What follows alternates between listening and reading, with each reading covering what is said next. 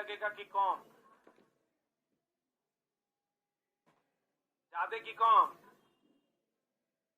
अब कहता है चला ईस्ट कौन, गौर फरमाइएगा, ईस्ट वायु की अनुपस्थिति में सुक्रोज को इथाइल अल्कोहल तथा CO2 को चेंज करता है। यह अभिक्रिया क्या कहलाती है? किण्वन। पता चला यह अभिक्रिया है किण्वन की। अगर हम बात करें, किसकी बात करें? किण्वन की, तो ये C6H12O6, इसको हम लोग जाइमेज एंजाइम की उपस्थिति में, किसकी उपस्थिति में? या ईस्ट की उपस्थिति में ethyl alcohol C2H5OH plus CO2 plus H2O में बदलता है। बोलो हाँ। यही इथाइल अल्कोहल बनाने की प्रक्रिया है जो जाइमेज एंजाइम या ईस्ट की उपस्थिति में होता है। और इसमें कहेगा कौन सी गैस निकलती है? कहेंगे CO2। तो कहता है ईस्ट वायु की अनुपस्थिति में सुक्रोज एवं इथाइल अल्कोहल तथा CO2 में चेंज करता है। यह अभिक्रिया क्या कहलाती है? किण्वन। यह अभिक्रिया क्या कहलाती है? किण्वन। एक चीज और जान लो, किण्वन एक रासायनिक अभिक्रिया है। किण्वन कौन अभिक्रिया है? रासायनिक अभिक्रिया, क्योंकि किण्वन का मतलब होता है सड़ना। किण्वन का मतलब क्या होता है? चला, अब कोई भी चीज अगर सड़ेगा तो क्या फिर से वो पदार्थ बन पाएगा? किण्वन एक प्रकार का सड़न भी है।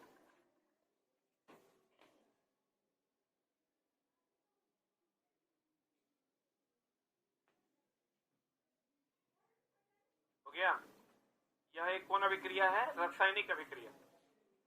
और इसका अर्थ क्या होता है? सड़ना। तो सड़ जाएगा तो क्या फिर से मिलेगा? नहीं मिलेगा। पढ़े?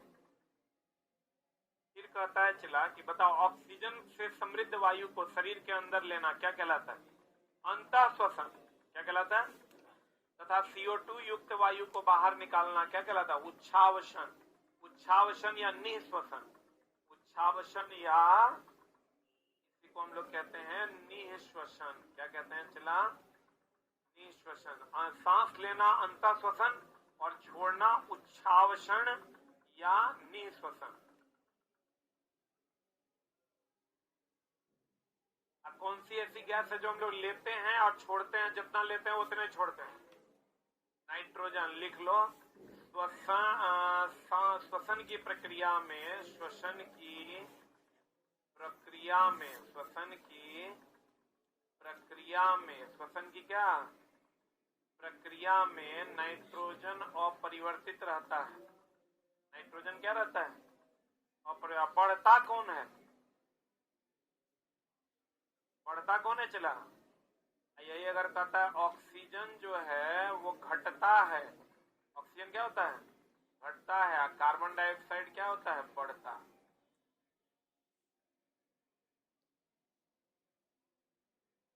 क्या अपरिवर्तित रहता है? नाइट्रोजन। कार्बन डाइऑक्साइड क्या होता है? बढ़ता है। ऑक्सीजन क्या होता है? घटता है।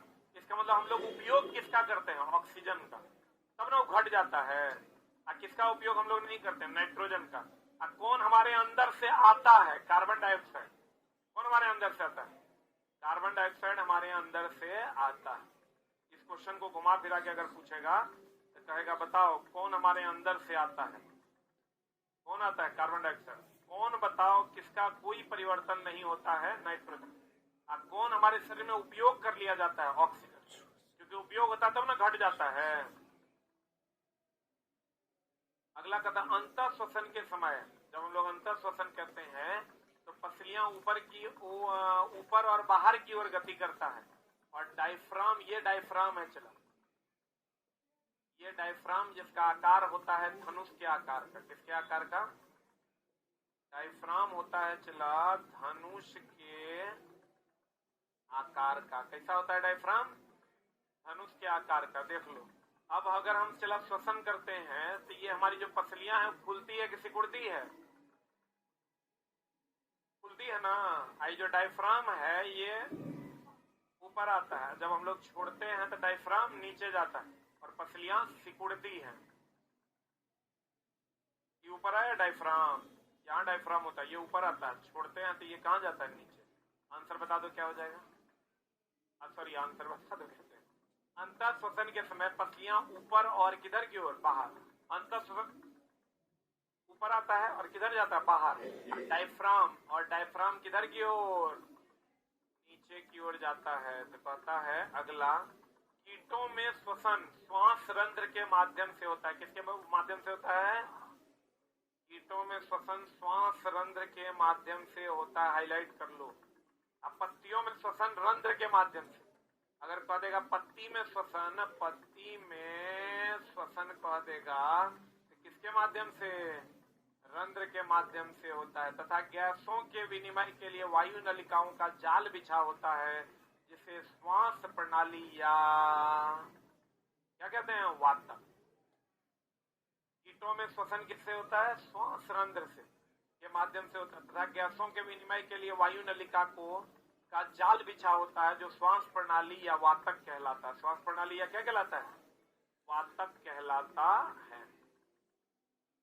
मछलियों में क्लोम, क्लोम जानते हैं ये वाला, यही नहीं देखा है रे, मछली का ये गलफरा है। गलफरा को इसे अगर उठाओगे तो यहाँ क्लोम रहता है, इसी को मछली का क्या कहते हैं, क्लोम। तो क्लोम में रक्त वाहिकाएं ज्यादा होती है कि कम, एकदम खून खून टाइप का नहीं रहता है।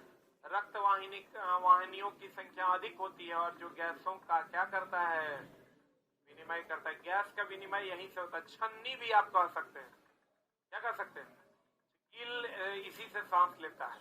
कहते हैं मछलियों में क्लोम में रक्त वाहिनिकाओं की संख्या क्या होती है, अधिक। गैसों का विनिमय, ये गैसों का विनिमय करता है। मनुष्य के शरीर में गैसों का विनिमय कौन करता है, मनुष्य में गैस का विनिमय, विनिमय मतलब इंटरचेंज, इंटरचेंज मतलब कार्बन डाइऑक्साइड देगा, ऑक्सीजन लेगा, कौन करता है, फेफड़ा। फेफड़ा, फेफड़ा का कौन भाग है, एल्वियोली, एल्वियोली कौन करता है, चला एल्वियोली।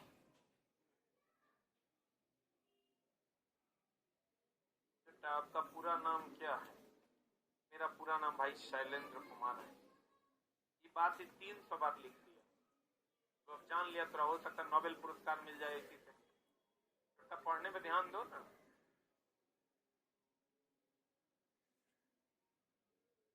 मनुष्य में गैसों का विनिमय कहाँ होता है, फेफड़ा। फेफड़ा बोले तो क्या है, एल्वियोली। इसमें क्या होता है, चला ऑक्सीजन देता है, ऑक्सीजन देता है और कार्बन डाइऑक्साइड लेता है। सही है आंसर, हाँ हो गया। रक्त को ऑक्सीजन देगा, कार्बन डाइऑक्साइड लेगा। लिखा, पढ़े। अवायवीय श्वसन का अंतिम उत्पाद देख लो, चला। अवायवीय श्वसन अगर होगा तो अवायवीय श्वसन का उत्पाद हो जाएगा वो इथाइल अल्कोहल, इथाइल अल्कोहल, और दूसरा हो जाएगा चला लैक्टिक एसिड, कौन एसिड, लैक्टिक अम्ल। और अगर कह देगा वायवीय श्वसन, एकदम क्लियर लिख लो, वायवीय श्वसन होगा तो CO2 प्लस ऊर्जा, CO2 प्लस जलवाष्प, जलवाष्प प्लस क्या, ऊर्जा। इसीलिए अवायवीय श्वसन के बाद थकान हो जाता है। अगर वायु की कमी हो जाती है तो हम लोगों को क्या हो जाता है, थकान। और थकान हो जाएगा तो लैक्टिक एसिड की कमी के कारण शरीर में दर्द होने लगता है।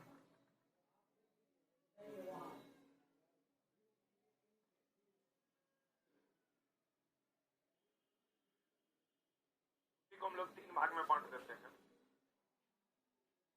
अगर ऑक्सीजन की मात्रा साफे नहीं रहेगा, इथाइल अल्कोहल आंशिक रूप से रहेगा लैक्टिक एसिड, और साफे नहीं रहे, साफे उपस्थित बहुत ज्यादा रहेगा, कार्बन डाइऑक्साइड या जलवाष्प। इसको अगर हम 3 भाग में बांटते हैं तो ये नहीं रहेगा, ऑक्सीजन एकदम नहीं रहेगा, इसमें आंशिक रहेगा। अगर बहुत ज्यादा फंसाएगा तो कहेगा ऑक्सीजन एकदम नहीं है, तो कौन बनेगा, इथाइल अल्कोहल। आंशिक रूप से अगर ऑक्सीजन रहेगा, कौन अम्ल, लैक्टिक अम्ल। अगर ऑक्सीजन उपस्थित रहेगा तब कार्बन डाइऑक्साइड जलवाष्प पर क्या, ऊर्जा। इसलिए जब ऑक्सीजन उपस्थित रहता है तो हम लोगों को ऊर्जा मिलता है, ऊर्जा मिलता है तो हम लोग को दिक्कत नहीं होती। लेकिन जब दौड़ते हैं तो ऑक्सीजन की कमी होती है, ऑक्सीजन की कमी होती है, यानी आंशिक होता है। आंशिक होता है लैक्टिक एसिड जमा होता है, लैक्टिक एसिड जमा होता है तो उसी के कारण जोड़ में क्या होने लगता है, दर्द होने लगता है। नहीं समझा, जब हम लोग दौड़ते हैं तो पूर्ण रूप से ऑक्सीजन एब्सेंट होता है कि आंशिक रूप से? आंशिक रूप से ऑक्सीजन की कमी होती है, कम अंश में ऑक्सीजन की कमी हो जाती है। तो आंशिक रूप से ऑक्सीजन की कमी होगी तो क्या जमा होगा? Lactic acid. और लैक्टिक एसिड जमा हो जाने लगा तो क्या हो जाना है? थकान होगा, दर्द उत्पन्न होगा, मांसपेशियों में दर्द होता है, किसके कारण? Lactic acid. थकान किसके कारण होता है? लैक्टिक एसिड का। क्लियर है? ऑक्सीजन अनुपस्थित हो जाएगा तो कुछ देर बाद ऐसे भी चला बेहोश हो जाएगा, मरिए जाएगा। रक्त एक तरल से बना है जिसे हम लोग क्या कहते हैं? प्लाज्मा। अब प्लाज्मा में जल की मात्रा कितनी? कितना परसेंट? 90 से 95%। कितना परसेंट? रक्त एक तरल से बना है जिसे हम लोग क्या कहते हैं? प्लाज्मा। अब प्लाज्मा का काम है चला कार्बन डाइऑक्साइड तथा नाइट्रोजनी अपशिष्ट का परिवहन। नाइट्रोजनी अपशिष्ट का परिवहन। नाइट्रोजनी अपशिष्ट का परिवहन। अपशिष्ट का क्या चला? परिवहन। नाइट्रोजनी अपशिष्ट का क्या? परिवहन। किसका काम है? प्लाज्मा का। कार्बन डाइऑक्साइड तथा नाइट्रोजनी अपशिष्ट का क्या? परिवहन।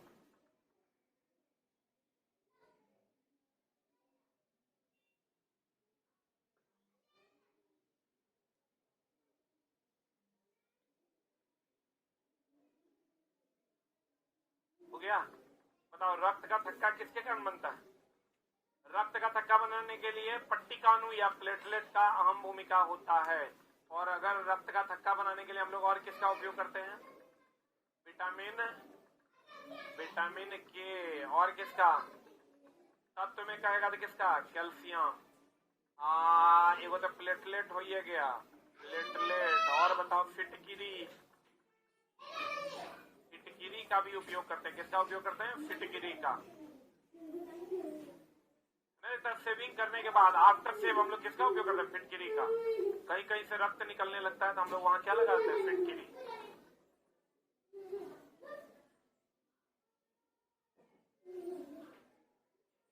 विटामिन के, कैल्शियम, प्लेटलेट या क्या? फिटकिरी।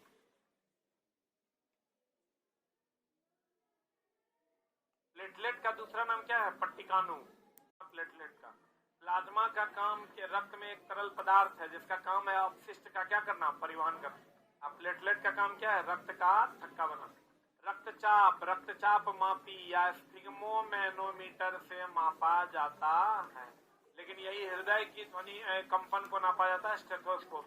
दोनों अलग अलग है। रक्तचाप नापते हैं हम लोग स्फिग्मोमैनोमीटर से, हृदय की धड़कन हम लोग नापते हैं स्टेथोस्कोप, यहाँ लगाते हैं। ये जो रक्तचाप नापता है ये वाला, ये स्फिग्मोमैनोमीटर है। क्या है ये? धमनी से सिरा में रक्त का स्थानांतरण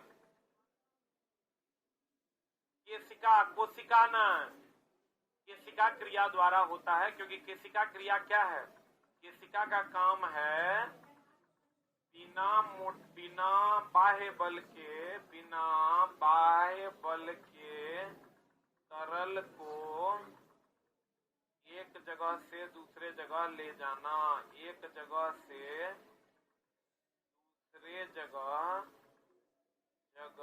ले जाना। एक जगह से दूसरे ले जाना।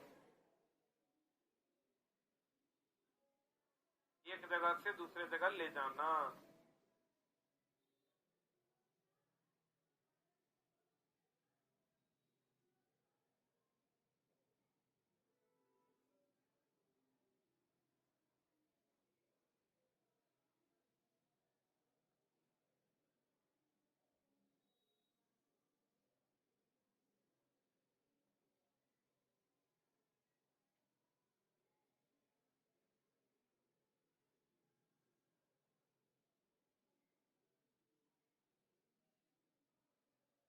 हो गया?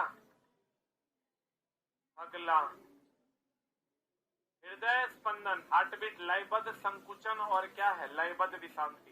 पिछला क्वेश्चन आपको देगा कि हृदय का जो स्पंदन है, हार्टबीट, ये क्या क्या होता है? संकुचन और विश्रांति। ये कभी कभी दे देगा अगर कथन निष्कर्ष में, तो ध्यान रखिएगा कि लयबद्ध संकुचन और लयबद्ध क्या? विश्रांति। यही हृदय का स्पंदन है। मतलब लयबद्ध संकुचन का मतलब हो गया सिकुड़ना, और यहाँ विश्रांति का मतलब होता है फैलना। विश्रांति का मतलब लिख लो, क्या होता है? फैलना। इसलिए हृदय के स्पंदन को किससे नापते हैं? स्टेथोस्कोप से। किससे नापते हैं? और मूत्र में कितना परसेंट जल? कितना परसेंट? 95% जल होता है, 2.5% यूरिया और 2.5% क्या होता है? अन्य होता है। यानी मैक्सिमम परसेंटेज कितना? 95% क्या होता है? जल। और हम बोले थे तुमको रेगिस्तान में जो मूत्र होता है, रेगिस्तान में मूत्र कैसा होता है? पतला। मात्रा क्या होता है? मात्रा होता है कम। रेगिस्तान का मूत्र होता है पतला, मात्रा होता है कम। सही है ना? ये भी क्वेश्चन तुमको एनसीईआरटी में मिलेगा। रेगिस्तान में मूत्र होता है पतला, मात्रा होती है कम। और शुष्क होगा कि उष्ण? शुष्क की उष्ण? उष्ण।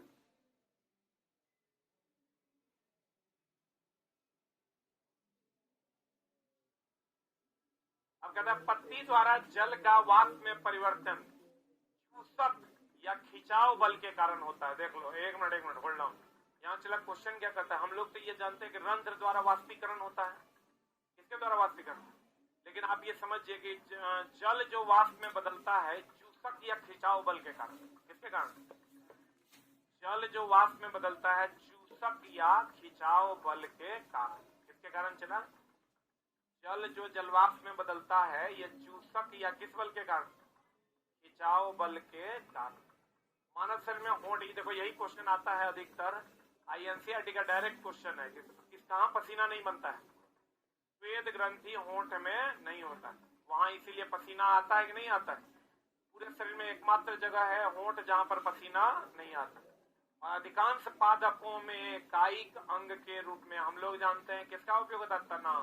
तना जानता है? काट कर लगाना। काट कर लगाते हैं गुलाब वगैरह को, जो काट के लगाते। लेकिन चला अभी जानिए तना का भी उपयोग होता है, पत्ती का भी उपयोग होता है। ब्रायोफाइलम जान रहे हैं? ब्रायोफाइलम में हम लोग पत्ती लगाते हैं लड़का, लेकिन इसको याद रख ले है कि भैया इसमें हम लोग मारेंगे तना, जबकि तना और क्या हो जाएगा? पत्ती। कहता है, गौर फरमाइएगा कि अधिकांश पादपों में कायिक अंग के रूप में तना और किसका? पत्ती। अब पत्ती कहाँ? ब्रायोफाइलम। पत्ती कहाँ? ब्रायोफाइलम। कायिक समझते हो? कायिक अंग काट कर लगाना। काट कर जो हम लोग तना को नहीं लगाते ना, आम का, कैरोटन का काट के हम लोग तना लगाते हैं, उसका गन्ना का, ईख का काट के लगाते हैं, वह कायिक कायिक प्रवर्धन कहते हैं इसको। और ये तना में भी होता है, और किसमें होता है? पत्ती में। जान लो, तना में खाली नहीं होता, किसमें होता है? पत्ती में। अगला, पुष्प पादप का मुख्य जनन अंग है। सही बात है? पादप का मुख्य जनन अंग क्या है? पुष्प। बोलेंगे अब पत्ती के कक्ष में जो कलिका मुकुल निकलता है, यह विकसित होने पर क्या कहलाता है? कायिक कलिका। पत्ती में जो कलिकाएं निकलती है इसको हम लोग क्या कहते हैं? कायिक कलिका। कौन कलिका कहते हैं? कायिक कलिका के नाम से जानते हैं।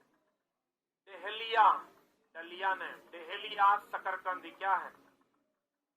जड़ द्वारा पौधे का उत्पादन करता है। शकरकंद तो करवे करता है, सब जानता है। शकरकंद किससे उत्पादन करता है? जड़ से। लेकिन चला जानिए डहलिया भी किससे उत्पादित करता है? जड़ से। डहलिया किससे करता है? शकरकंद मारेगा सब मार देगा, किससे? जड़ से। लेकिन अब जानिए कि डहलिया भी किससे करता है? जड़ से। मॉस और फर्न जैसे पादप में जनन बीजाणुओं द्वारा होता है। किसके द्वारा होता है? मॉस और किसमें? फर्न में जो जनन होता है पुष्प के द्वारा नहीं, किसके द्वारा? बीजाणु के द्वारा। मक्का, पपीता, ककड़ी, खीरा एकलिंगी है। एकलिंगी मतलब कोई एक होगा, कोई एक या तो स्त्री के सर या तो पुंकेसर, और द्विलिंगी होगा तो दोनों होगा, स्त्री केसर भी और पुंकेसर भी। तो कहता है गुलाब और पिटूनिया क्या है? उभयलिंगी। उभयलिंगी मतलब कॉमन है। निषेचन के पश्चात अंडाशय फल में तथा बीजांड बीज में बनता है। अंडाशय किसमें बदल जाता है? फल में। अब बीजांड किसमें बदल जाता है? बीज में। अंडाशय किसमें बदलता है? फल में। बीजांड किसमें बदलता है? बीज में। क्लियर है? अंडाशय फल में, बीजांड बीज में। निषेचन के फलस्वरूप अंडाशय किसमें है? फल में। अब बीजांड किसमें है? बीज में। निषेचित अंडा युग्मज कहलाता है। कहीं कभी कभी कि यहाँ क्या करता है, युग्मनज दे देता है, इसलिए चला लाइन हम दिए हैं। कभी कभी कह दे देगा निषेचित अंडा क्या कहलाता है, एक ऑप्शन दे देगा युग्मज। यार अजय, हम इस उम्र में ऐसे रहेंगे क्या? बिल्कुल रहेंगे, अगर पापा जैसी सही प्लानिंग की तो। जैसे कि मेरे पापा ने इन्वेस्ट किया LIC के जीवन अक्षय में, जो दे रहा है इमीडिएट और guaranteed annuity at regular intervals जिंदगी भर के लिए। LIC के एन्युटी प्लान्स दे एन्युटी ऑप्शंस और नियमित इनकम पाने में फ्लेक्सिबिलिटी भी।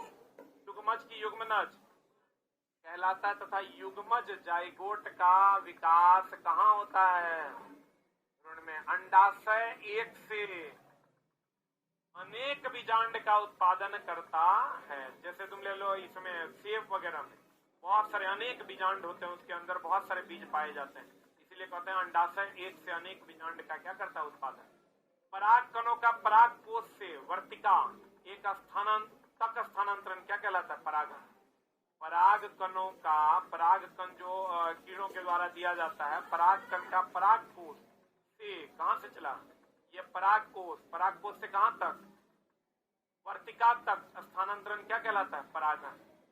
साधारण लोलक का अध्ययन सर्वप्रथम किसने किया था, गैलीलियो। ये चला गैलीलियो की तीन बातें आपको देखने को मिलेगी। गैलीलियो पहले तो गति का समीकरण यही दिया था, गति का समीकरण किसने दिया, सरल लोलक के बारे में किसने बताया था, गैलीलियो ने। आप कोई भी ग्रह सूर्य के चारों तरफ दीर्घवृत्ताकार कक्षा में चक्कर लगाता है, दीर्घवृत्ताकार कक्षा में कोई भी ग्रह चक्कर लगाता है, पहली बार किसने कहा था, पहली बार कहा था गैलीलियो ने। एक और क्या, दूरदर्शी का आविष्कार किसने किया, गैलीलियो ने।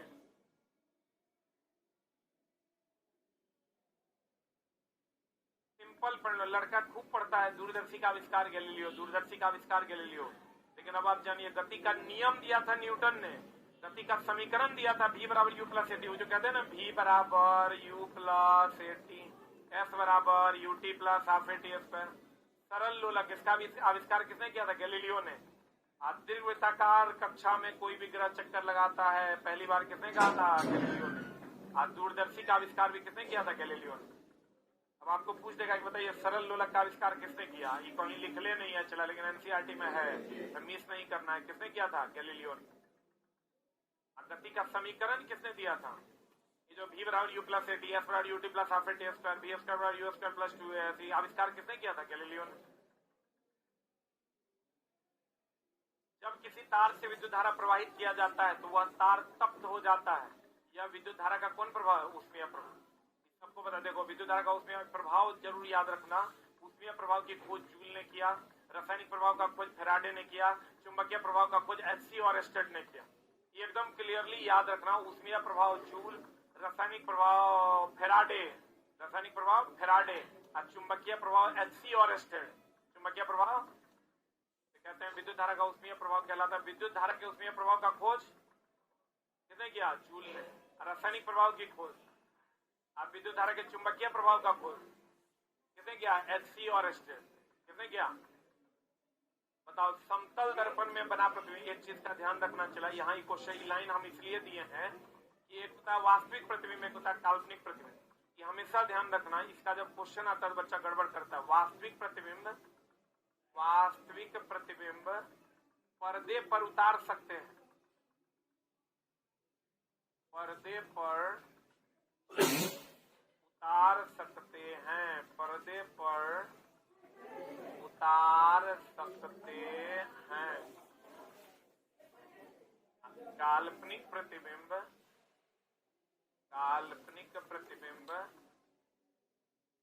पर्दे पर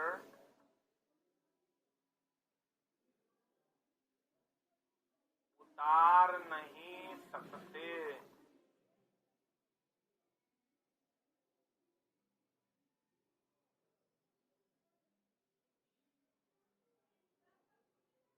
एकदम याद रखो, चला, वास्तविकता जो होगी उसी को ना पर्दे पर उतारिएगा, काल्पनिक प्रतिबिंब को आप पर्दे पर उतार नहीं सकते। और एक चीज और, अनंत पर स्थित अनंत पर जो बनने वाला प्रतिबिंब है उसको भी आप पर्दे पर उतार नहीं सकते। अनंत तो चला अनंत पर है, तो उसको कैसे पर्दा पर उतारिएगा? उतार पाइएगा? काल्पनिक बनने वाला प्रतिबिंब और अनंत पर बनने वाला प्रतिबिंब को पर्दे पर उतारना संभव नहीं। वास्तविक प्रतिबिंब को पर्दे पर उतारा जा सकता है।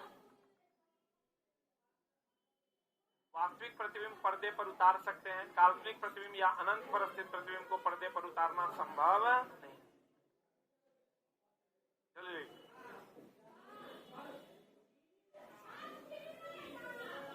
हो गया? तो बताओ, जितना भी काल्पनिक प्रतिबिंब है क्या उसे हम पर्दे पर उतार सकते हैं? क्या हम उसे देख सकते हैं? तो बताओ, एक और आया है कि समतल दर्पण द्वारा, तो समतल दर्पण द्वारा प्रतिबिंब कैसा बनता है बताओ? काल्पनिक, काल्पनिक को ही क्या कहते हैं? आभासी। काल्पनिक और कैसा? सीधा। और कैसा? वस्तु के बराबर। और कैसा? पार्श्व उल्टा। पार्श्व कैसा चला? उल्टा। तो बताओ, जब इसमें काल्पनिक प्रतिबिंब बन रहा है तो क्या इसे हम पर्दे पर उतार सकते हैं? ये हमेशा ध्यान रखना। अगर फोकस पर वस्तु रहता था, अनंत पर प्रतिबिंब बनता है। कहाँ बनता है? अनंत पर बनेगा तो क्या उस प्रतिबिंब को आप देख पाइएगा? देख पाइएगा? नहीं देख पाइएगा। अगर फोकस पर पी के बीच वस्तु रहेगा तो दर्पण के पीछे बनेगा। दर्पण के पीछे बनेगा तो काल्पनिक बनेगा। क्या आप काल्पनिक प्रतिबिंब को देख सकते हैं? देख सकते हैं? नहीं देख सकते हैं। तो कहता है समतल दर्पण द्वारा बना प्रतिबिंब काल्पनिक होता है और प्रतिबिंब को पर्दे पर प्राप्त, खाली समतल दर्पण नहीं चला, कभी भी काल्पनिक प्रतिबिंब बनेगा तो आप उसे पर्दे पर प्राप्त नहीं कर सकते हैं। कहाँ प्राप्त नहीं कर सकते? पर्दे पर प्राप्त नहीं कर सकते हैं। हम यहाँ ऑलरेडी आपको लिखा दिए। केवल वास्तविक प्रतिबिंब ही पर्दा पर प्राप्त किया जा सकता है। बोलो हाँ। ये चला, इसके साथ सामान्य विज्ञान में नए है, इसको 5th एडिशन में जोड़ देंगे। बोलेंगे वो लड़का आ जाए, चला हमसे भी स्टाफ से भी लड़ गया, बाहर गया, दुकान वाला से भी लड़ गया, अंदर आया तो हमसे भी लगभग लड़िए गया। मतलब समझ लो, दुकान वाला से तो स्टाफ से तो ऐसे लगा कि मार हो जाएगा। हम अंदर में बैठे हुए थे तो हम आवाज सुने तो हम बोले कौन है, भेजो मेरे पास। आया बेचारा, बहुत बारीकी, अभी क्लास देख भी रहा होगा वो छोटा, बहुत बारीकी से वो अध्ययन करता है बेचारा। तो मेरे पास आया, बोलता है एगो बात बताइए सर, आप लोग ठगवे न करते हैं? हाँ। बोले साला पैसे ठग लिए। बोला कि बताइए 4th एडिशन में आप आपको 4th एडिशन लाए, प्रोग्राम 30 पन्ना कम है 3rd एडिशन से। 3rd एडिशन में जितना पन्ना है आपका, मान लो X पन्ना है, तो 4th एडिशन में आपका पन्ना 30 पन्ना बढ़ना चाहिए, लेकिन X - 30 है आपका। हमको पन्ना नहीं याद है इसलिए X मान लिए हैं। तो बोला 30 पन्ना घटिए गया। आप बोले जोड़े हैं। पूरा लड़ गया। 4th एडिशन का बुक ले गया था उस दुकान वाले से, बोला किताब रखिए अपना, हमरा 3rd एडिशन चाहिए, ताकि ओकरा में ज्यादा माल है, एकरा में कम है। हम तब ओकरा बैठा के हम समझाए कि देखो बाबू, ऐसा है कि हम ऐसा 4th एडिशन लाए, इसका ये मतलब था कि इसमें हम जो जरूरी बातें नहीं थी उसको काट दिए। आज जहां जहां लगा कि इस पूरे टॉपिक को 5 पन्ना को एगो टेबल में देके हम समझा सकते हैं, उसको एगो टेबल में कर दिए। जैसे 4th एडिशन लाए, जो जरूरी, जो अनइम्पोर्टेंट बातें थी उसको काट दिए। जहां लगा कि बहुत बड़ा मटेरियल है और उसको मात्र 1 पन्ना में, 5 पन्ना को 1 पन्ना में लाया जा सकता है, टेबल बना करके समझाना भी आसान होगा, उसको हम टेबल बना दिए और 5 पन्ना को हटा दिए। उसके बाद 1 लाइनर अलग से जोड़े, तो 50 पन्ना घटा, 30 पन्ना बढ़ा, तो 30 पन्ना घट गया। तब जाके कहा था हमको दिखाइए कहां कहां आप क्या क्या जोड़े हैं। लेकिन मजाक में नहीं लेना, मतलब खूब बढ़िया से प्रणाम भी किया, लेकिन हमारी बात तो सुनने के लिए तैयार नहीं था। तब हम पूरा किताब में, चूंकि हमारा चला मेरे किताब का सब बात पता है, हम अपना पूरा किताब में कहां कहां जोड़े हैं वो सब ओकरा दिखाए, तब वो संतुष्ट हुआ, कहा अब लग रहा है ठीक है। न तो उस RBD से जो किताब आया था वो रख ले था, 3rd एडिशन ले ले था, अब 4th खरीदने आया था, अब 5th आएगा, अब तो और आग बबूला हो जाएगा। इसलिए चला हम 5th एडिशन, अब चला 5th एडिशन में देखो जरूरी क्या है, ये पॉइंट जरूरी है। और फिर 4th एडिशन में मेरे बुक में ही ये पॉइंट नहीं है कि काल्पनिक क्वेश्चन है, लेकिन डायरेक्ट ये पॉइंट नहीं है, तो हम ये नोट करके वहां लिख देंगे कि काल्पनिक प्रतिबिंब को पर्दे पर उतारना संभव नहीं है, अनंत पर बनने वाले प्रतिबिंब को पर्दे पर उतारना संभव नहीं है, जबकि वास्तविक प्रतिबिंब को पर्दे पर उतारना संभव है।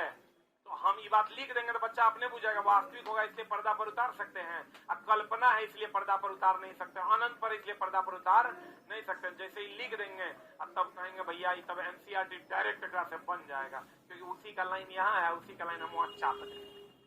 तो बच्चा एनसीईआरटी नहीं हो पड़ेगा तो पढ़ लेगा तो अगर काम, यही 4th और 5th का मामला होगा। लेकिन फिर जब 5th लाएंगे फिर को किया गया, साला 6 महीना पर चौथा 5वां कर रहे थे, इसलिए हम पहले बाबू पढ़ा देते हैं, आप लोगों को 5th एडिशन लेने की कोई आवश्यकता नहीं। कहते हैं प्रकाश सरल रेखा के अनुदिश गमन करती है, सही बात है, लेकिन है ये अनुप्रस्थ, लेकिन है ये अनुप्रस्थ। अगर कह देगा अनुप्रस्थ बोले तो ऐसा, अब देखो यहां पर थोड़ा सा गड़बड़ है, चला प्रकाश सरल रेखा के अनुदिश गमन करता है, लेकिन अगर प्रकृति कहेगा तो कैसा, अनुप्रस्थ, टेढ़ा मेढ़ा। ये बात में उतने कॉन्ट्राडिक्शन है जितना हम कल बोले थे तोरा कि विद्युत धारा का प्रवाह पॉजिटिव से निगेटिव है, इलेक्ट्रॉन का प्रवाह निगेटिव से पॉजिटिव बोले थे। तो वैसे ही प्रकाश सरल रेखा के अनुदिश गमन करती है, लेकिन इसकी प्रकृति होती है टेढ़ी, बोलवे नहीं करेगा। और टेढ़ी प्रकृति को क्या कहते हैं, अनुप्रस्थ की अनुदैर्घ्य, अनुप्रस्थ की अनुदैर्घ्य, अनुप्रस्थ कहते हैं। जैसे विद्युत धारा का प्रवाह प्लस से किधर की ओर, माइनस की ओर, उच्च विभव से किधर की ओर, निम्न विभव से। इलेक्ट्रॉन का प्रवाह माइनस से प्लस की ओर, माइनस से किधर की ओर, प्लस की ओर। वैसे ही प्रकाश सरल रेखा के अनुदिश गमन करती है, लेकिन कैसी होती है, अनुप्रस्थ। कैसी होती है, अनुप्रस्थ होती है, जिसका वेग कितना होता है, 3 × 10⁸ जो किसने खोजा था, रोमर ने, कितना ईस्वी में, 1676 में। कितना ईस्वी में खोजा था, कहता है कोई भी पॉलिश किया हुआ अथवा चमकदार वस्तु पृष्ठ दर्पण के समान ही व्यवहार करता है। अब देखो चला, दर्पण किसको कहते हैं, जिसके पिछवाड़े में पॉलिश किया हुआ, क्या किया हुआ, अरे इधर हम पढ़ा रहे हैं तो कहाँ है, दर्पण जो है चला किसको कहते हैं, जिसके पीछे में क्या किया हुआ, पॉलिश किया हुआ। तो जैसे कभी कभी ऐसा होता है चला कि लकड़ियों में थोड़ा अपन चेहरा नजर आ जाता है, पॉलिश कर रहता है, ऐसा हुआ है, नहीं हुआ है। कभी कभी टाइल्स में भी तुमको अपना चेहरा नजर आ जाए, तो जितना पॉलिश किया हुआ है सब दर्पण है, दर्पण की तरह व्यवहार करता है। किसकी तरह व्यवहार करता है, तो कहते हैं कोई भी पॉलिश किया हुआ अथवा चमकदार वस्तु पृष्ठीय दर्पण के समान व्यवहार करता। आपको कहेगा बताइए कोई भी पॉलिश किया हुआ या चमकदार वस्तु दर्पण की तरह व्यवहार करता है, लेंस की तरह व्यवहार करता है, दोनों की तरह व्यवहार करता है। जब ये पॉलिश हुआ एक साइड से ढक गया, एक साइड से ढक गया, मतलब वो दर्पण है, आर पार दिखाई देगा, मतलब वो लेंस है। क्लियर है, तो बताओ कोई भी पॉलिश किया हुआ या चमकदार वस्तु पृष्ठीय दर्पण की तरह व्यवहार करता है। अधिकांश ऊंचाई वाले वृक्ष के ऊपरी भाग के पर तना की आकृति को क्या कहते हैं, क्या कहते हैं इसको, पितान या कैनोपी कहते हैं। ये जो ऊपर वाला भाग है, अधिक ऊंचाई वाले वृक्ष के ऊपरी भाग पर तना की आकृति को क्या कहते हैं, पितान या कैनोपी कहते हैं। हाईलाइट कर लो, याद रखना। वनों को सजीवों का जीवन इकाई कहते हैं, सही की गलत। मनुष्य की इकाई क्या है, कोशिका। अरे मनुष्य की इकाई क्या है, कोशिका। लेकिन सभी सजीवों के जीवन की इकाई क्या है, क्या है, देखिए जितना भी सजीव, अगर वन नहीं रहेंगे तो सजीव का रहना संभव नहीं है। सजीवों के जीवन की इकाई क्या कहलाती है, मनुष्य के शरीर की इकाई क्या है, कोशिका। मनुष्य के शरीर की इकाई कोशिका, लेकिन सजीवों के जीवन की इकाई क्या है, वन नहीं रहेगा तो जीवन संभव नहीं, क्योंकि वन रहेगा तभी वर्षा होगा, अब वर्षा होगा तभी जल मिलेगा। बोलेंगे तो कहते हैं वनों द्वारा ध्वनि प्रदूषण भी क्या होता है, वन द्वारा ध्वनि प्रदूषण होगा। अरे वन के द्वारा ध्वनि प्रदूषण होगा, एकदम नहीं होगा, बहुत कम के बराबर होगा, नेग्लिजिबल होगा। अब प्रत्यक्ष ऊर्जा का स्रोत कौन है, सबसे कम प्रदूषण, सबसे कम प्रदूषण कौन, अब विशाल ऊर्जा का स्रोत, विशाल ऊर्जा कहाँ से मिलती है? सूर्य से। विशाल ऊर्जा कहाँ से मिलती है? सूर्य से।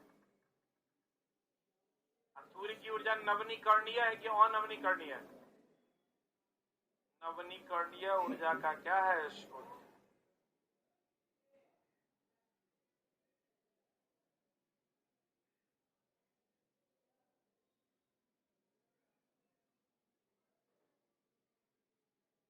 विशाल ऊर्जा का स्रोत, प्रत्यक्ष ऊर्जा का स्रोत, सबसे कम प्रदूषण कौन?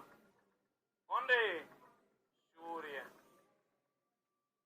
बताओ विश्व जल दिवस कब? 22 मार्च 2005। संयुक्त राष्ट्र द्वारा 2005 से 15 10 साल कितना से कितना की अवधि को जीवन के लिए जल दशक घोषित किया गया था। बताओ एक मनुष्य के लिए मिनिमम कितना लीटर? 50 लीटर। एक मनुष्य के लिए मिनिमम कितना लीटर? 50 लीटर जल की आवश्यकता होती है। 2005 से 2015 तक की अवधि को जल दशक के नाम से जाना जाता। अब बड़े और छोटे पाइप में जल को क्या कहते हैं? सीवर। ये देखो ये चला जो पाइपलाइन बिछाया हुआ है ना, जिससे पाइप को हम लोग, जिससे पानी को बाहर ले जाते हैं, उसको हम लोग सीवर कहते हैं। क्या कहते हैं उसको? सीवर कहते हैं। क्या कहते हैं? कौन पाइप को? जो पानी का पाइप, जो मोटका मोटका पाइप या पतर का पाइप जो लगा हुआ है ना बाहर में, सब कौन पाइप है? सीवर है। क्या है? सीवर कहते हैं उसको। हैजा, टाइफाइड, पोलियो, मेनिंजाइटिस, हेपेटाइटिस, पेचिस इत्यादि कौन प्रदूषण है?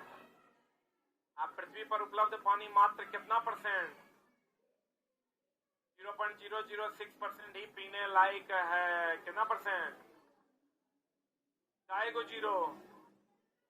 2 को जीरो, 1 को 6, 2 को जीरो, 1 को 6, क्योंकि ऑप्शन में 2 को जीरो भी देगा, 1 को जीरो भी देगा, 3 को जीरो भी देगा, तो काय को जीरो? 2 को जीरो, 1 को 6। एगो चीज और ध्यान रखिएगा चला जी, सब डेटा है चला, रट्टा मार है। आपको क्वेश्चन पूछेगा कि पत्ती जो है प्रकाश से, ये एनसीईआरटी का क्वेश्चन है, 1% भाग ही उपयोग करता है।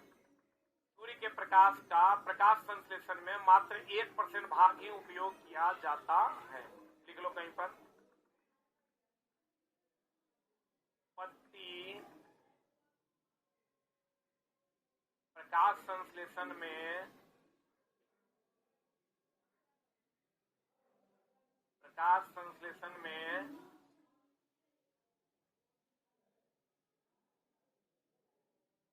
सूर्य के प्रकाश का 1% भाग ही प्रयोग करता है। सीपीएससी टीआरई 1.0 या 2.0 का एक क्वेश्चन है। 1% भाग, 1% भाग। सूर्य के प्रकाश का कितना परसेंट भाग? 1% भाग ही प्रयोग किया जाता है। और पीने लायक जल कितना है चला? 0.06%। अब बताओ पृथ्वी पर आर्गन का परसेंटेज कितना है? 0.093%। तो आर्गन का परसेंटेज जो है सब चला एकदम रट्टा मार है। हमको अगर याद नहीं करेंगे तो हम भूल जाएंगे। 0.093%। पृथ्वी पर उपलब्ध पानी की मात्रा 0.006%। काय को जीरो? 2 को जाना था, 1 को जीरो, 2 को जीरो, 3 को जीरो, 4 को जीरो करके दे देगा। 2 को जीरो, 1 को 6। आप पत्ती प्रकाश संश्लेषण में सूर्य के प्रकाश का कितना परसेंट भाग? 1% भाग है। एक है चला लिंडमान का नियम। किसका नियम? ये भी एनसीईआरटी का क्वेश्चन है। ये जो हम लोग कहते हैं ना चला, उत्पादक, प्राथमिक उपभोक्ता और कौन रे? नीचे से ऊपर जाएगा तो 10% ऊर्जा घटेगा कि बढ़ेगा? 10% ऊर्जा घटेगा। ये नियम दिया था लिंडमान। एक मिनट, 10% ऊर्जा प्रयोग में लाएगा। इस करेक्ट, प्रयोग में लाएगा। प्रयोग में लाएगा, घटेगा कितना परसेंट? 10%। ये नियम किसने दिया था? लिंडमान। किसका नियम है ये? लिंडमान। अब सबसे अधिक ऊर्जा किसका होता है? ये भी क्वेश्चन एनसीईआरटी मिलेगा। सबसे अधिक ऊर्जा किसका होता है? उत्पादक का। उत्पादक मतलब हो गया घास न चला, प्लांट कह सकते हैं। कभी उसके उत्पादक के जगह पर पौधा भी दे देगा। सबसे अधिक ऊर्जा किसका होता है? उत्पादक का। नीचे से ऊपर जाने पर 10% ऊर्जा का क्या करता है? प्रयोग। ये नियम किसने दिया था? लिंडमान। एनसीईआरटी का सवाल है, दोनों क्वेश्चन आपसे बन जाएगा, दोनों क्वेश्चन। किसने दिया था? ये भी क्वेश्चन है। कितना % ऊर्जा प्रयोग करते हैं? ये भी क्वेश्चन है। सबसे अधिक ऊर्जा कौन देता है? ये भी क्वेश्चन। सबसे अधिक ऊर्जा कौन देगा? उत्पादक, यानी प्लांट। सबसे अधिक ऊर्जा कौन देगा? उत्पादक। ये नियम किसने दिया था? लिंडमान। नियम किसने दिया था? लिंडमान ने। लिख लिए? लिखे? बताओ, पृथ्वी पर जल उपलब्ध पानी की मात्रा कितना %? बताओ। चला, हम लोग जो पीते हैं कौन सा जल पीते हैं? कठोर जल की मृदु जल? आज जल दो प्रकार का, एक होता है कठोर जल और एक होता है, चला, एक होता है कठोर जल और एक होता है कौन जल? मृदु जल। कठोर जल पीते हैं कि नहीं पीते हैं? नहीं पीते। कपड़ों साफ नहीं करते, कपड़ा साफ नहीं करते, कपड़ा साफ नहीं करते। इसमें आओगे मृदु जल, ये पीते। अब कपड़ा साफ करते किसमें? मृदु जल। मृदु जल का हम लोग उपयोग करते हैं, कठोर जल का हम लोग उपयोग। कठोर जल की कठोरता भी दो प्रकार की होती है, एक स्थायी कठोरता है वो, और अस्थायी कठोरता। अस्थायी कठोरता होता है कैल्शियम मैग्नीशियम के क्लोराइड और सल्फेट के कारण।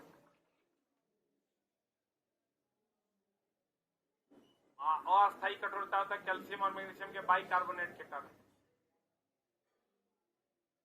हाँ क्या? अरे उपयोग हम लोग इतने करते हैं, उपलब्ध तो है ही है। हो गया? अरे हुआ? परसेंटेज चला कहीं पर थोड़ा कम थोड़ा ज्यादा दे देता है। जैसे तुम लोग टंगस्टन का गलना कहीं कहीं देगा 3380 डिग्री से, और कहीं कहीं देगा तुमको 3700 डिग्री से। अलग अलग टंगस्टन का गलनांक अलग रहता है। संयुक्त राष्ट्र के अनुसार प्रति व्यक्ति का प्रतिदिन, वो प्रतिदिन कितना लीटर 50 लीटर पानी का उपयोग करना चाहिए। भूजल भिन्न भिन्न स्तर को क्या कहते हैं? जल तालिका। देख लो, ऊपर वाला स्तर, उससे नीचे वाला स्तर, उससे नीचे वाला स्तर को हम लोग क्या कहते हैं? जल तालिका। क्या कहते हैं? भूजल के अलग अलग स्तर को क्या कहते हैं? क्या कहते हैं? जल तालिका कहते हैं। भूजल साफ किया जाता है किस विधि द्वारा? कल परसों ही बताए थे, निस्यंदन द्वारा। लिख लो एक बार और। भूजल साफ का शुद्धिकरण होता है निस्यंदन विधि द्वारा। कौन विधि द्वारा? निस्यंदन विधि द्वारा। भूजल का शुद्धिकरण होता है किसके द्वारा? निस्यंदन विधि के द्वारा।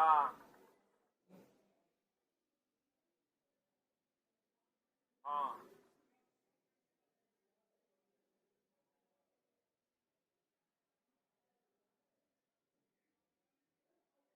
भूजल का निस्यंदन किसके द्वारा? भूजल का शुद्धिकरण किसके द्वारा? निस्यंदन विधि द्वारा। पेट्रोलियम का शुद्धिकरण प्रभाजी आसवन द्वारा। जल का शुद्धिकरण आसवन द्वारा। जल का शुद्धिकरण आसवन। समुद्री जल का शुद्धिकरण आसवन किसके द्वारा? पेट्रोलियम का शुद्धिकरण प्रभाजी आसवन। उर्वरक और खाद तो जानता होगा। चला, इसका क्वेश्चन एनसीईआरटी से ही लिंक है और खूब पूछता है। उर्वरक और क्या? खाद। चला, उर्वरक और खाद। खाद मतलब ये समझ लो, गोबर, समझ रहा है ना?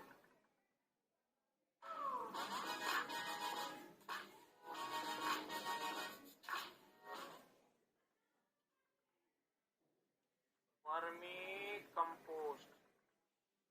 उर्वरक मतलब हो गया डीएपी और क्या? Urea, potash. चला, देखो सब तरीके से, जिंक भी, सब तरीके से उर्वरक जो है ये संतुलित है क्या असंतुलित? संतुलित है और खाद क्या है? असंतुलित है। ई हानिकारक है। अधिक भूमि को ये बंजर बना देता है। चला, भूमि बंजर बना देगा अगर अधिक उपयोग कीजिएगा। इसमें भूमि बंजर नहीं होगा। जल का संचय अधिक कौन करेगा? खाद। गोबरे में ज्यादा जल का संचय करेगा रे कि यूरिया? जल संचय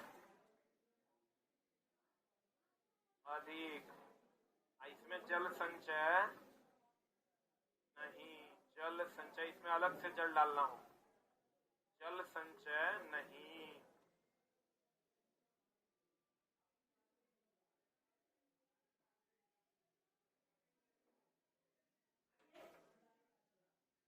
सर इतना किए हैं तो कुछ और कीजिए। यूट्यूब पर न्यूमेरिकल चैप्टर वाइज पढ़ा दीजिए। बहुत बढ़िया, एकदम। चला, हम सोचे भी हैं कुछ चैप्टर जो टफ चैप्टर है उसका न्यूमेरिकल करवाया जाए, लेकिन सिर्फ लाइव में ही उपलब्ध हो गया। अब कह रहा है 5th एडिशन कब तक आएगा? 5th एडिशन आएगा, अभी तक किसी को लेने की जरूरत नहीं।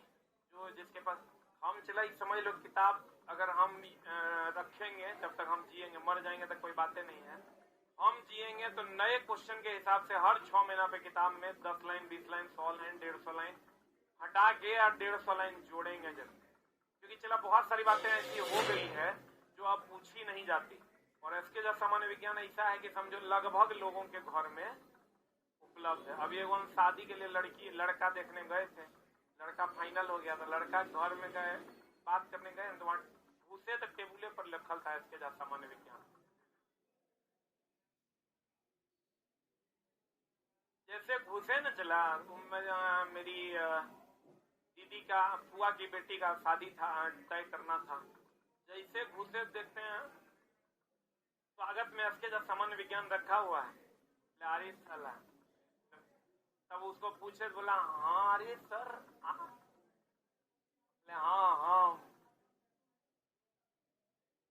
चला, बुक ऐसा चीज है ना, तुम लोग तो ऑथर का वैल्यू नहीं देता है। हम लोग कभी सोचे भी नहीं थे कि किसी सिन्हा सर से पढ़ रहे तो उनसे मिल भी पाएंगे। कभी नहीं मिल पाए, मिल भी नहीं पाए। एक बार यहाँ पर एम करीम सर से मिले, एस.सी. वर्मा सर से भी मिले, किसी से नहीं मिले। कब मिले? जब मतलब सब कुछ दुनिया में अचीव कर लिया तब। एज ए स्टूडेंट कोई ऑथर से मिल पाता है क्या? बहुत कम। अभी जितना ये यूट्यूबर सब जो ऑथर बना है तो तुम लोग मिल लेता है, नहीं तो हम लोग जिस टाइम पढ़ा करते थे ये है ऑथर। ऑथर मतलब लगता था फल्ला बाबू की किताब हम पढ़ रहे, तुम लोग मजा गए इसके जाए है जी। जबकि लेकिन चला तोरा एक दिन की बात का एहसास होगा, इसके जा सामान्य विज्ञान इज अ गुड पुस्तक, और उसको हम और बढ़िया बना देंगे और कुछ ऐसा करेंगे। चला इस बार, अब तुम कहेगा इस बार की जगह मतलब फिर खरीदिए, हम तेरा पढ़ा दे रहे हैं ना, खरीदना नहीं है तोरा जी, हम जोड़ रहे हो तेरा पढ़ा दे रहे, इसमें समस्या क्या है? पढ़ लो तुम। तो हम कोशिश करेंगे चला कि 100-150 लाइन जो एकदम फालतू है, हमारा पता है, ओकरा हटाएंगे, 100-150 लाइन एक्स्ट्रा क्या करेंगे, जोड़ेंगे। पन्ना उतने रहेगा लेकिन मटेरियल स्मार्ट हो जाएगा। उर्वरक कौन चला? उर्वरक एक मानव निर्मित लवण है कि प्राकृतिक है, जबकि खाद एक प्राकृतिक पदार्थ। गोबर प्राकृतिक है ना है। अब कहता है चला ये हो गया केमिकल, ये हो गया ऑर्गेनिक। अभी ऑर्गेनिक खाद मिल रहा है मार्केट में। कहते हैं खाद के उपयोग से मिट्टी में जल धारण करने की क्षमता।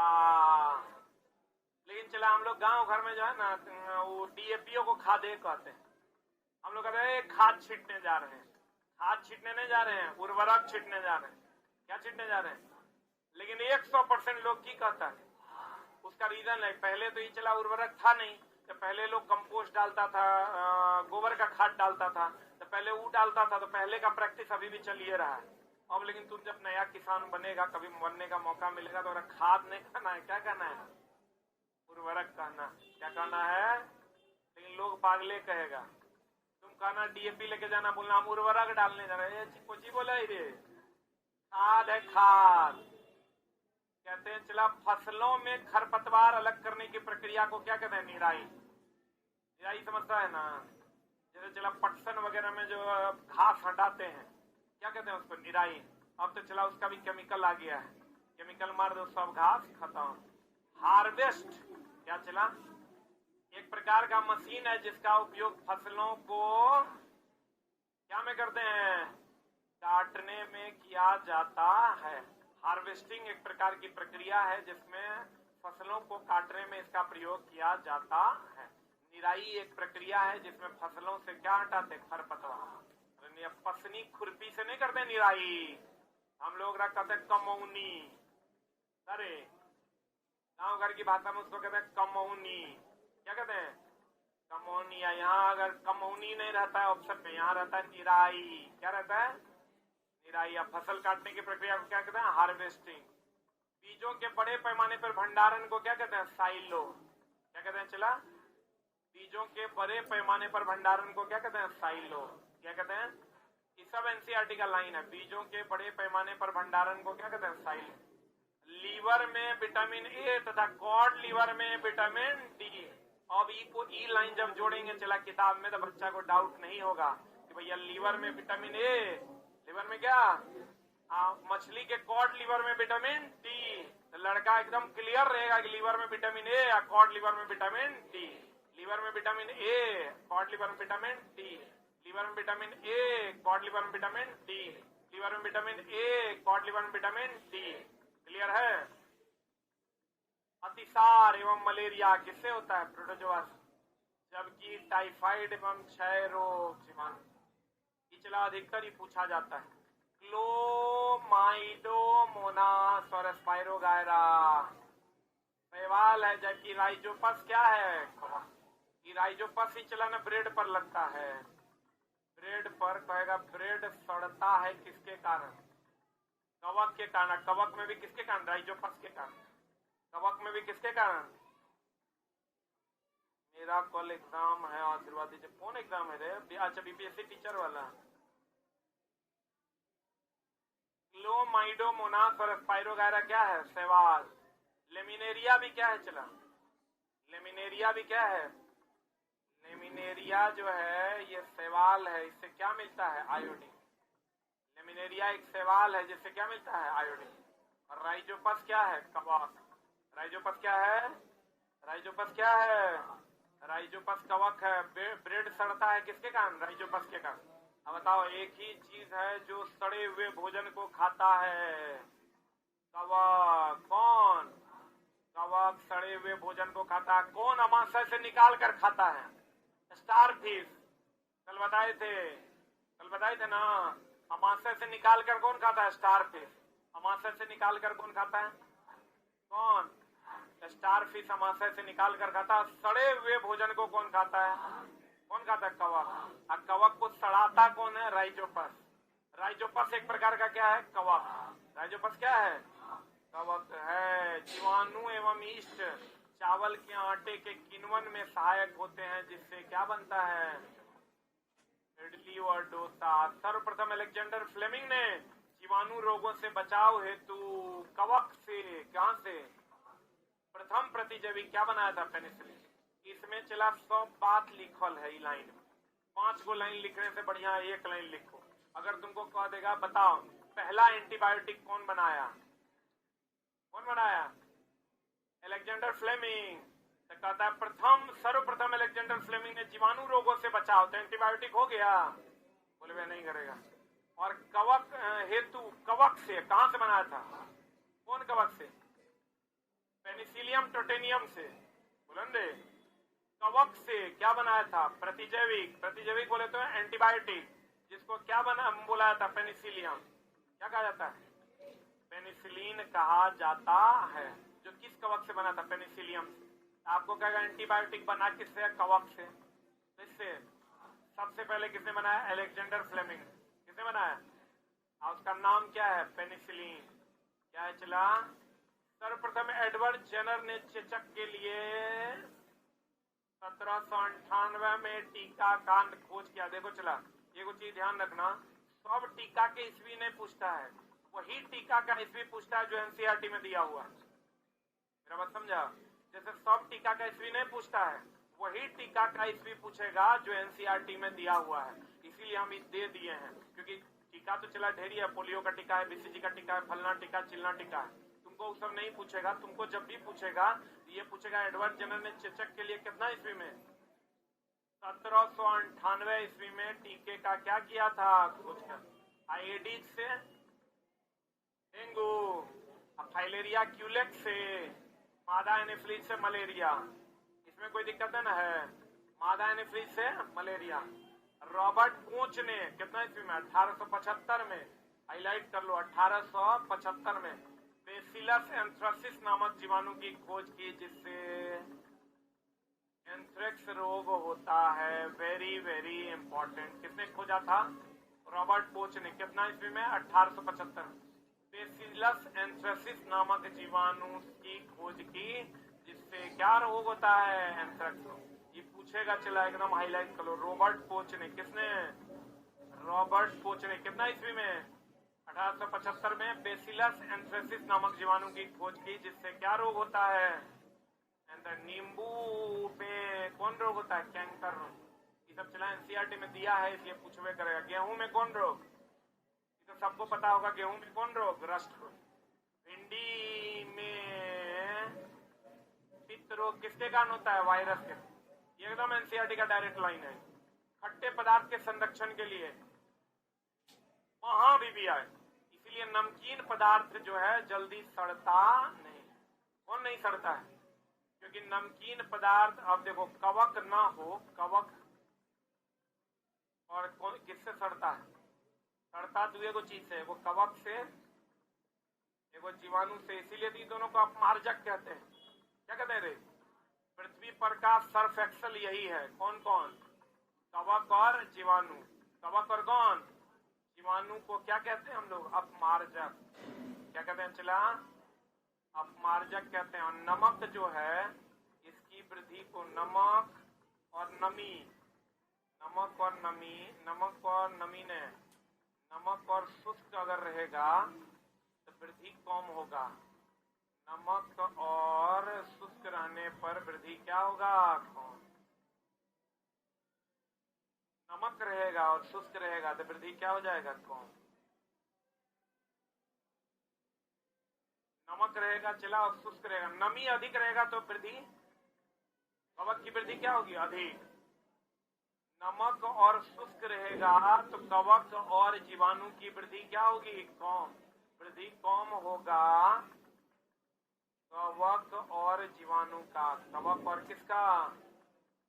जीवाणु का वृद्धि जो होगा वो क्या होगा? चला कम। कवक और इसका वृद्धि जो होगा वो क्या हो जाएगा? कम।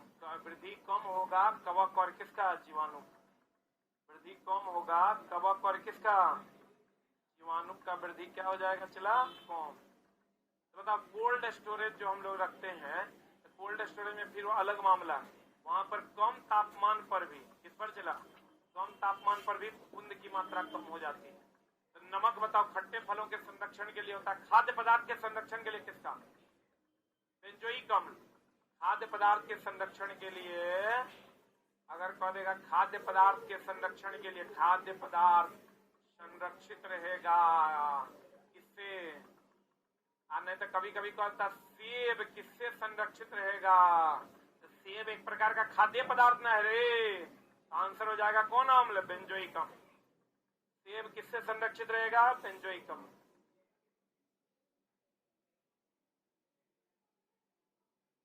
सेब किससे संरक्षित रहेगा? बेंजोइक अम्ल से। ऑक्सैलिक अम्ल से दाग और धब्बे हटते हैं। दाग और धब्बे किससे? दाग और धब्बे किससे? ऑक्सैलिक अम्ल से। किससे चला? ऑक्सैलिक अम्ल से दाग व धब्बे हट जाते हैं। पढ़े? अब फलों के संरक्षण के लिए कौन? बेंजोइक अम्ल। दाग व धब्बे हटते हैं किससे? ऑक्सैलिक अम्ल से। किससे? खाद्य पदार्थ के संरक्षण के लिए देख लो, अभी सोडियम बेंजोएट, तथा सोडियम मेटा बाइसल्फाइड का उपयोग। कभी कभी बेंजोइक एसिड नहीं देता है, तो आंसर क्या मानेंगे हम लोग? सोडियम बेंजोएट तथा सोडियम मेटा बाइसल्फाइड का उपयोग करते हैं। हाईलाइट कर लो, क्योंकि हम लोग खूब पढ़ते हैं चला बेंजोइक अम्ल खाद्य पदार्थ के संरक्षण में, लेकिन अब आप जानिए खाद्य पदार्थ के संरक्षण में सोडियम बेंजोएट तथा सोडियम मेटा बाइसल्फाइड का उपयोग किया जाता है। जैम, जेली एवं स्क्वैश का संरक्षण किसके द्वारा? जैम वगैरह में चीनी और नमक दोनों संरक्षित करता है, इसलिए चीनी भी और कौन? नमक भी। लेकिन चला खट्टे पदार्थ का संरक्षण किसके द्वारा? नमक के द्वारा। इसीलिए देखता है अचार में क्या मिलाते हैं हम लोग? नमक मिला देगा तो अधिक समय तक संरक्षित रहेगा। लेकिन कुछ कुछ मीठा अचार भी होता है, बोलेंगे आंवला वगैरह में मीठा रस डालते हैं तो वो भी संरक्षित रहता है। लेकिन अगर खाद्य पदार्थों के संरक्षण के लिए कहा देगा तो बेंजोइक अम्ल, अब बेंजोइक अम्ल नहीं रहेगा तो कौन? सोडियम बेंजोएट या सोडियम मेटा बाइसल्फाइड। खाद्य पदार्थों का संरक्षण, सोडियम संरक्षण और परिरक्षण एक ही बात है। कौन चला? सोडियम बेंजोएट या sodium Meta bisulphide. Sodium benzoate या सोडियम मेटा बाइसल्फाइड। क्लियर है? बोलेंगे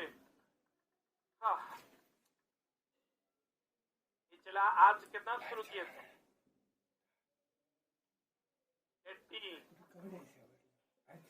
89 से आज 60 हुआ, कल से 70, 80, 90, 100, यानी नेक्स्ट वीक में इसको कंप्लीट कर लेंगे हम लोग। Thank you very much.